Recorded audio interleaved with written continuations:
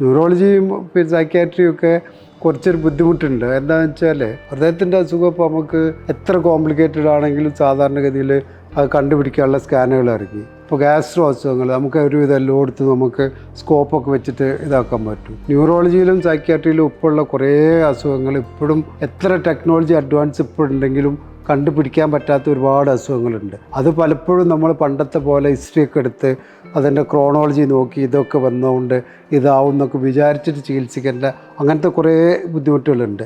പിന്നെ ഒരേ പ്രസൻറ്റേഷൻ തന്നെ പല അസുഖം കൊണ്ട് വരും. സ്ട്രോക്ക് കൊണ്ട് അവസ്മാരം വരും, അല്ലെങ്കിൽ ഷുഗർ കുറഞ്ഞിട്ട് അവസ്മാരം വരും.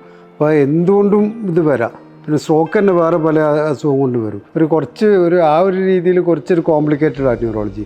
നമുക്ക് എങ്ങനെയൊക്കെയാണ് പ്രസൻറ്റേഷൻ ഒരേ അസുഖം തന്നെ പലതുകൊണ്ട് വരും, ഓരോന്നുകൊണ്ട് തന്നെ പല പ്രസൻറ്റേഷൻ അതും വരും. ഇപ്പോൾ ഉദാഹരണത്തിന് പറയാനാണെങ്കിൽ നമുക്ക് ശരീരത്തിൽ ഷുഗർ കുറയാമെന്നായിരിക്കാം. ഷുഗർ കുറയുമ്പോൾ നമുക്ക് പലപ്പോഴും നമുക്ക് ഉണ്ടാവുക വരയിൽ, വിയർക്കൽ, ബോധം പോവില്ല, അങ്ങനെയാണ് ഉണ്ടാവുക. അങ്ങനെ ഉണ്ടാവുകയാണ് പ്രമേയമുള്ള ഒരാളാണെങ്കിൽ നമുക്ക് വലിയ ബുദ്ധിമുട്ടില്ല.